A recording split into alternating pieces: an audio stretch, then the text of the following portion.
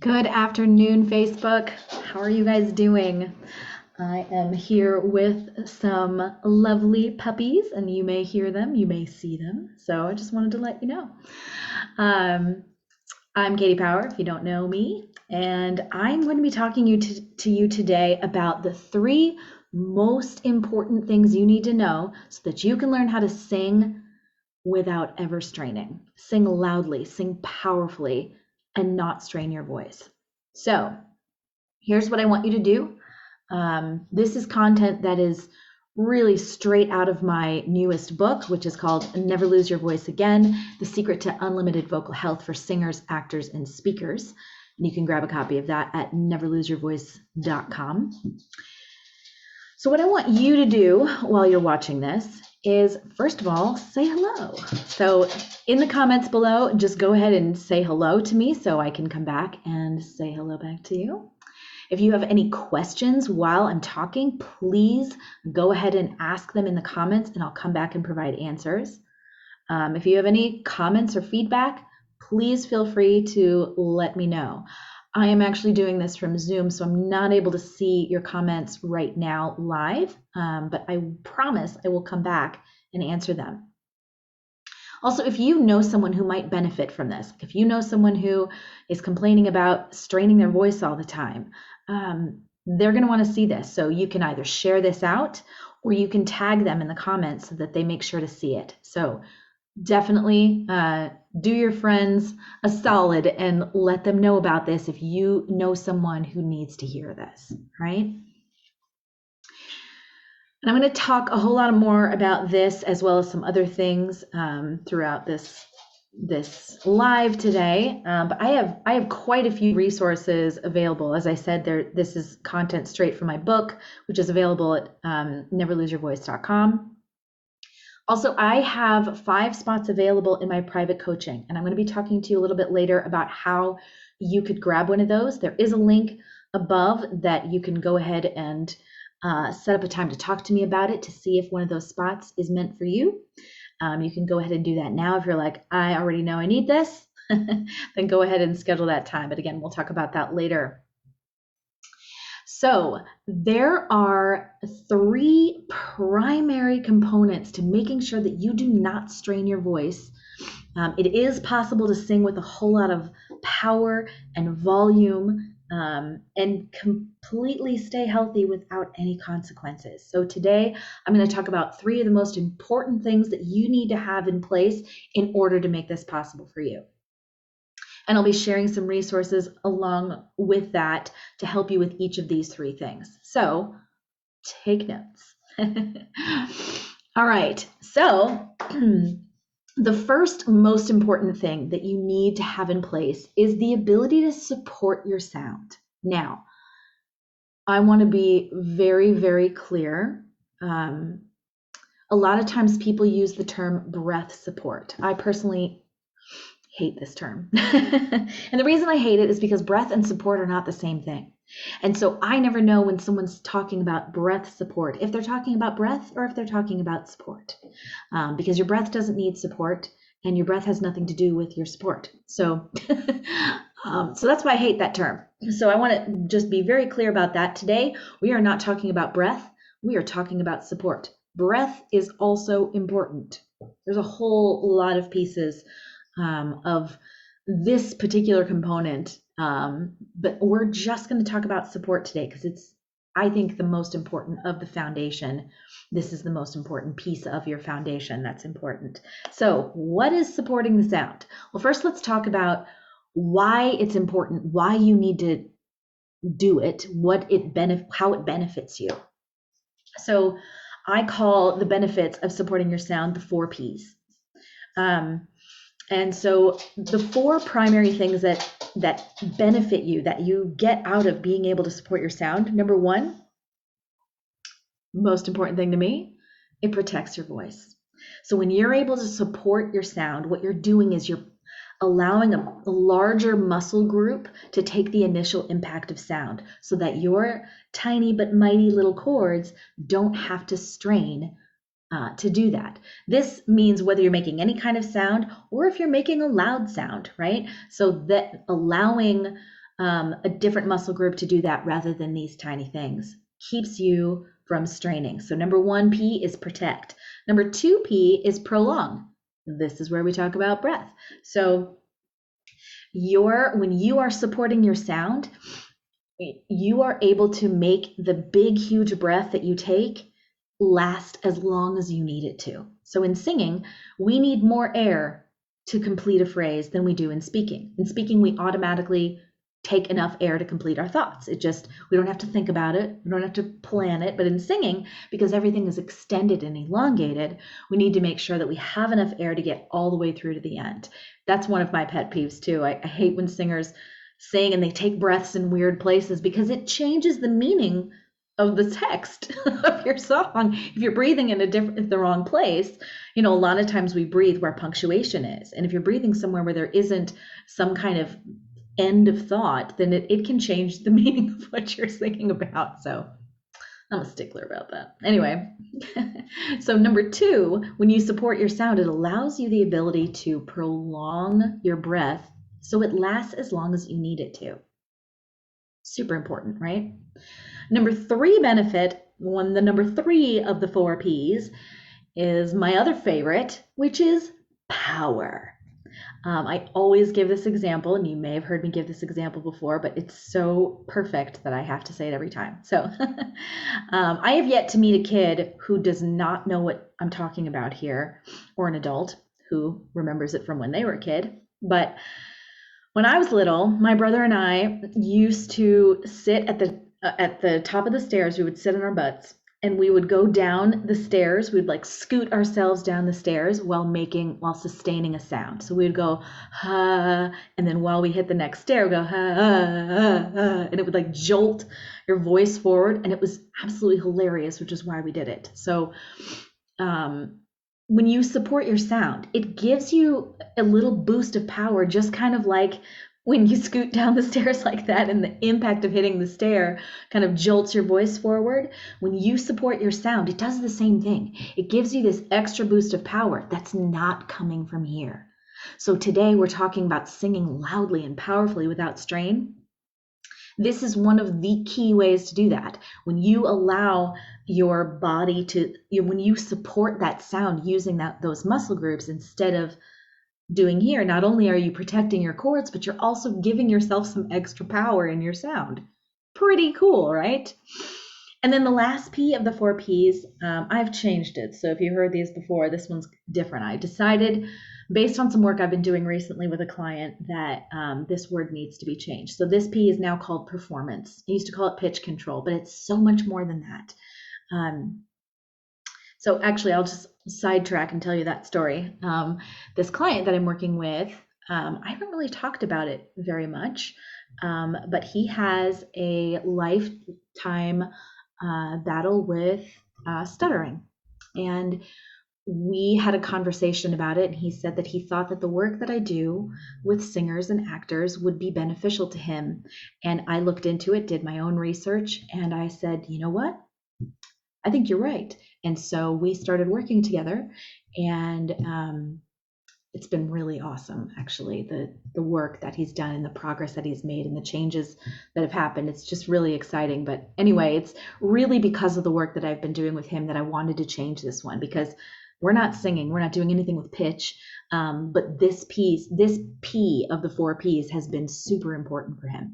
And that's because this P, what it does is it grounds you and your ability to kind of control the performance of your voice, whether that is pitch, whether it's strength, whether it's confidence, agility, volume, riffing, any kind of embellishment, anything, all of these things. It gives you the ability to have sort of a grounded sense of control over the performance of your voice. So incredibly important. So those 4 Ps, the 4 reasons that supporting your sound is so important: protects, it prolongs, gives you power, and it gives you performance control. So those are the 4 reasons that supporting your sound is so essential. And you may be thinking, okay, you keep talking about this muscle group and whatever. So I want to learn, how do I do it? How do I support my sound? Well, the best place that you can go right now,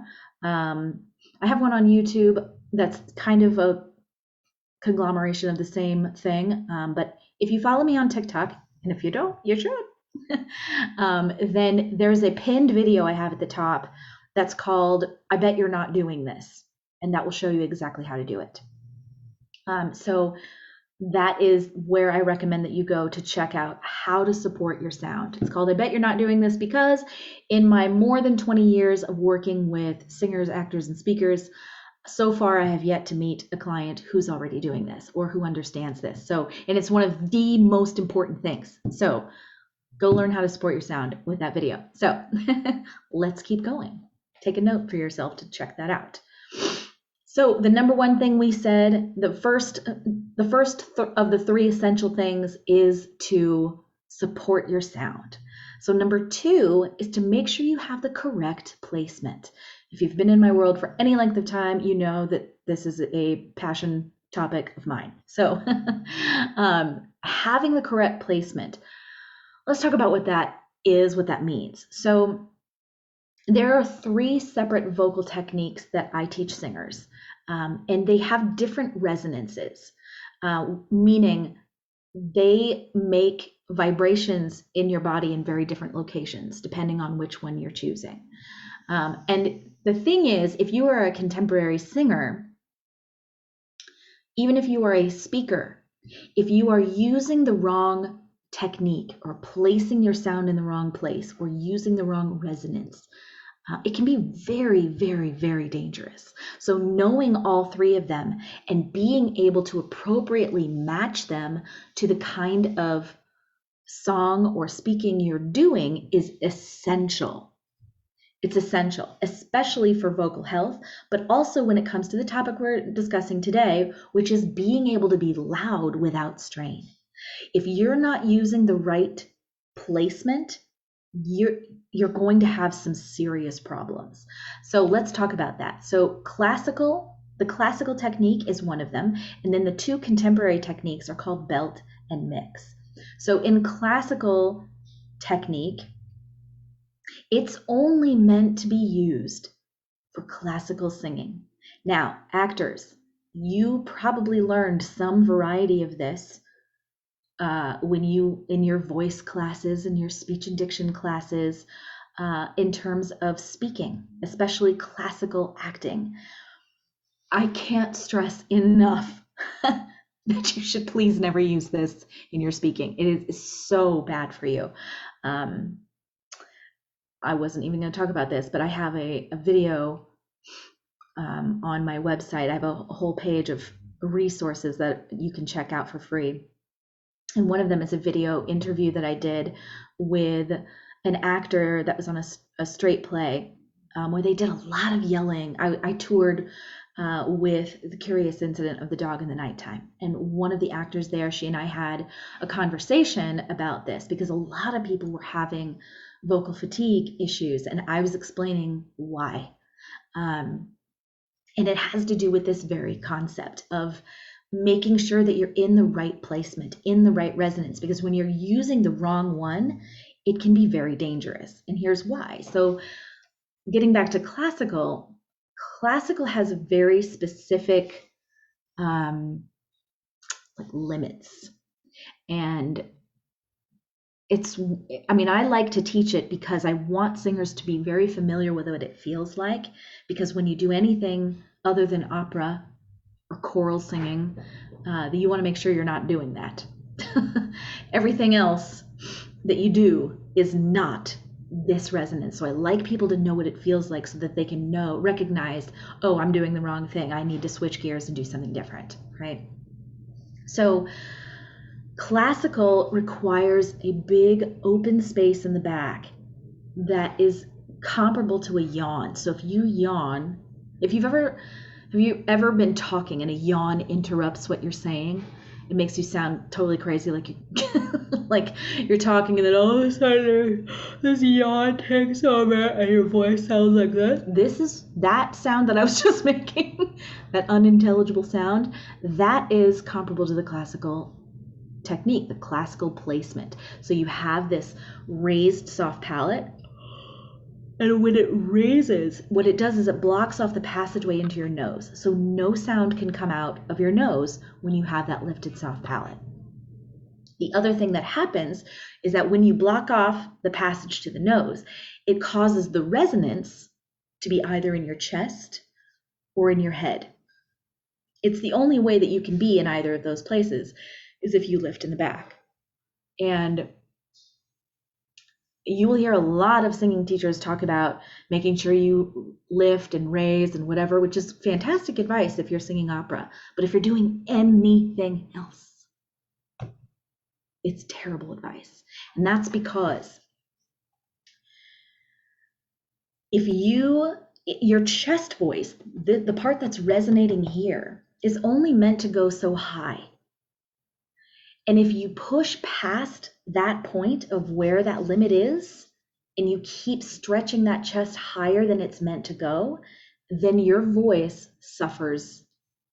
You can get nodes, you can get polyps, you can get inflammation, you lose your voice, the whole nine. All of those things can happen just from stretching that chest higher than it's meant to go. So in classical technique, what the singers do is they switch into their head voice. Now, I talked about that yawn space. So imagine that same space, only with a lighter, like, kind of sound, right? You don't want to talk like that, right? And you don't want to sing like that if you are a contemporary singer. If you're doing anything other than opera or choral singing, you don't want that kind of sound in your singing, right? But that's the only safe option if you're making that kind of space in the back. If you're making that kind of space, you can either be here up to a very limited point, or you can be in your head voice, and nobody wants to be there, right? So if you are making that kind of space and you are refusing to switch into that head voice, then the only option you have to stay in that space and not be in a head voice is to stretch that chest, which means you are putting yourself at risk. And singing loudly often is included with singing high. And so that's, again, a reason why this is very, very dangerous, right? So that's classical technique. And unfortunately, that is primarily what is taught to singers. So if you've had any training at all, chances are very high that it's been in classical technique. So if that's the only toolbox you have, then you don't have the tools necessary to stay healthy. So you need to make sure that you know the other placements available to you, which I talked about contemporary, there's belt and mix. Now, why are those different? Because belt and mix don't have that limit.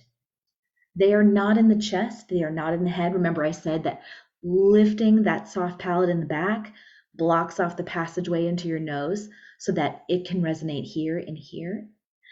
When you are in contemporary techniques of belt and mix, everything's coming here. These aren't being used at all. It's all happening here. And the other place that happens besides belt singing and mix singing is speaking. And the quickest, easiest way to tell that it's coming here is to plug your nose while you're talking. When you plug your nose while you're talking, you can hear that it's coming out. It's vibrating here, it's coming out here, right? Whew. So, which, by the way, if you do that with a raised soft palate and you make a sound, like I'll do it here and I'll do it up in the head voice too. Oh! Oh! You can't even tell that I'm plugging my nose if you're not looking at me, because it sounds the same plugged versus not plugged, and that's because it's not coming out of here at all. That is the key distinction, right? So belt and mix are here. They have no breaks, no limits, and no danger, right? The vowels are much more like talking, where, like we said, that with these kind of vowels, that's why that yawn talking doesn't really sound intelligible because it's modifying the vowels so much it's hard to understand them. Where belt and mix is allowing you to have your vowels in a way that you're used to hearing them. You can sing louder and more powerfully when you are in a belt or a mix because you have no limits. You can keep going and it's safe. You can be loud, you can be soft. It doesn't matter. And because you don't have a place where, oh, if you go any higher, it's dangerous, right? That doesn't exist here. So that is why it's important to know if you are singing classical technique is where you need to be. If you are singing most choral music, classical technique is where you need to be. If you're doing anything else, singing or speaking, you need to be either in a belt or a mix resonance, belt or a mix placement, belt or a mix technique. So it's important to make sure you know all three of them, know how to switch between them easily so that you know that you're doing the right thing, matching it up to the right thing that you're doing, whatever you're singing, speaking, whatever. You need to make sure that you're matching the technique to the style of whatever it is you're performing. If you want to learn how to belt correctly, I have an awesome series that I did on TikTok that we put into YouTube as one video. So I have a series that I did on TikTok that I moved over to YouTube as one video. So if you go to my YouTube channel, you can check out the video called How to Belt Correctly. It's like the first one right now, so it's pretty easy to see. My YouTube channel is Sing Without Limits. You can check that out and you'll see how to belt correctly is a great place to learn some quick and easy tips for learning how to do this correctly. Now let's talk about number 3. So the number 3 of the 3 most important things that you need in order to not strain when you're being loud and powerful in your singing or speaking is making the right space in your mouth. Now, this goes really hand in hand with placement because just like how the kind of music you are singing determines the placement that you should choose for your song, the kind of placement that you choose determines the kind of space you need to make. So, singing louder and higher requires more space in your mouth. It's just a fact. And that's why this is so important, because like we said, the palate being lifted causes it to resonate in one place versus another. Additionally, the space that you make in your mouth matters because the space is determined by that palate. So if you are raised in the back like a yawn, that's a different kind of space than if you are not raising in the back, but making space in your mouth, what I call mouth space, like that. That's a very, very different kind of space. So if you are singing correctly and you are doing a contemporary song and you are, let's say you're belting and you're, in the stratosphere and all of a sudden it gets high and you know that you need to make more space and all of a sudden you go, oh, you are suddenly in the danger zone. So you need to make sure that you are making the appropriate space to match the technique that you have chosen, the resonance you've chosen to use. So the raised soft palate, which is classical, means space in the back, which means that you want all of the space to be as back and big as possible back here, right? When you are in either contemporary technique, you want to have a neutral soft palate, just like when you speak, which means that the space needs to be forward of your molars, right? So the other thing that matters is the direction of the space. So as you get higher in classical singing, we drop the jaw to accommodate the pitch, right? As you get higher and louder. And then once you've dropped as far as you can, then you go, right? You start to widen. With contemporary, guess what? It's totally the opposite. So with contemporary, you are going to be the direction of your space is going to be getting as wide as possible as you get higher. And then once you've gone as wide as possible, then you drop, right? That is the difference of the direction of space required for being louder and higher. And it's dependent upon whether you're a classical or contemporary in your technique.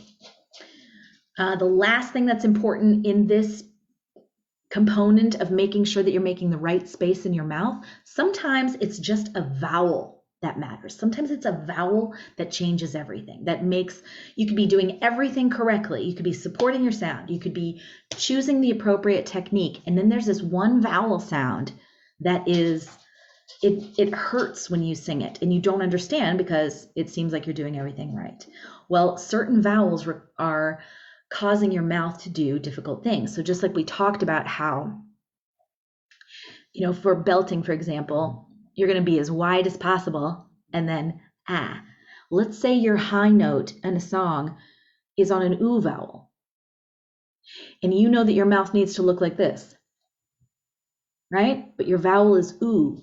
Look what happens to my mouth when I make an oo, right? That is totally the opposite of what that needs to be. So there are vowel modifications that you can make so that when you have tricky vowels like an oo or like an e, e's are a pain because your tongue, if you can feel your tongue goes up in the middle on an e, so it's blocking off all the space in your mouth.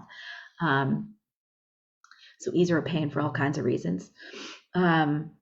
When you have a tricky vowel, you need to be able to modify it to an easier vowel. An easier vowel is obviously going to be one that's more open, like an ah, or an ah, or an a, right?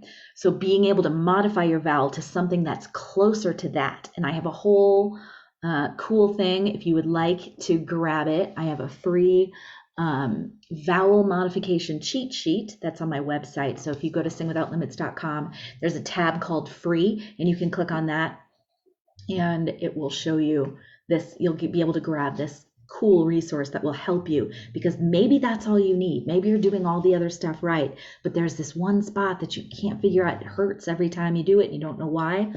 A lot of times it's vowel modification that's necessary. And I call that like a pinchy feeling, because you feel like you're doing everything right and then all of a sudden it's like something just doesn't feel right in there. A lot of times it just means you need to change the vowel to something better. So make sure to grab that. So I've given you a whole lot of information and a whole lot of extra little resources to check out along the way to help get really good at all three of these things. So just to quickly review those three things, the first thing that I recommend you learn how to do, the first most essential thing, is to learn how to support your sound. The second most essential thing is to learn how to identify the correct placement, match the correct placement of your sound to the style of what you're singing. And the third thing is making sure that you make the right space in your mouth depending on the kind of music you're singing. So those three things are the most important.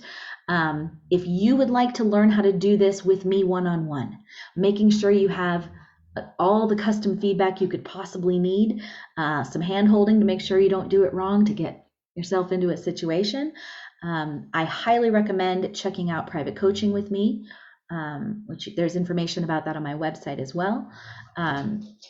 Private coaching is one of the very best ways to grow quickly. Most of my clients that work with me in a private capacity experience the biggest results in like the first 2 or 3 sessions. Most of them in the very first session, they're like, because everything is so different, right? I have group programs as well that are amazing, and I'm not saying that there's anything wrong with them because I love my group program, but the learning is different. In a private setting, you can customize the training. Like, you learn the same things in a group as with private, except that whatever your goal is, we're able to customize it so that we are really digging in where you need the most work. And when anything is specifically not working right, you have the highest level of access to me as a private client. So I highly recommend checking into that, because it's going to be the easiest, fastest, best way for you to achieve your goals, but is by working with me privately. So you can check that out on my website. The best place to go to figure out if that's going to be a good fit for you is to schedule a time to talk to me We'll schedule a Zoom call and we'll talk face to face about it. And the way you can do that is to go to getmypowerup.com. That link is in the description above. Getmypowerup.com is a place where the first thing you're going to see is a whole slew of examples of results that are possible for you from actual singers that have worked with me. And then after that, you'll schedule a time in my calendar for us to have a conversation. And then it's going to walk you through a questionnaire that's going to get you really clear and specific about what your goals are, what your willingness to do the work is, what your budget looks like. So it gets you really clear on all of those things. And then we hop on a call at the time that you schedule and we talk about it all and we see what the best fit is for you. So if that's something that sounds appealing to you, I highly recommend that you check out that link, getmypowerup.com, and we can figure out if working with me privately is a good fit for you. I hope that this has been helpful for you. I absolutely love talking about this. And if you aren't following me, if you aren't on getting my emails, being on my website, checking out a couple things on my website, you'll find a good place to be able to follow me that way. We put out blog posts every single week on these very topics. And so I actually just recently posted a blog on this very topic, and you can check it out on my blog on my website if you want more information, more specifics about this topic or loads of other ones. So I'm going to be going live every single Wednesday from here on out. I've been doing it kind of regularly, but I'm going to be doing it on a regular basis on Wednesdays at 4 p.m. Pacific moving forward. So, and we'll be talking about, the things. If you're getting my blog, you're getting a chance to read my thoughts on some element of technique, and then in these lives, I'm going to break it down like we did today. So,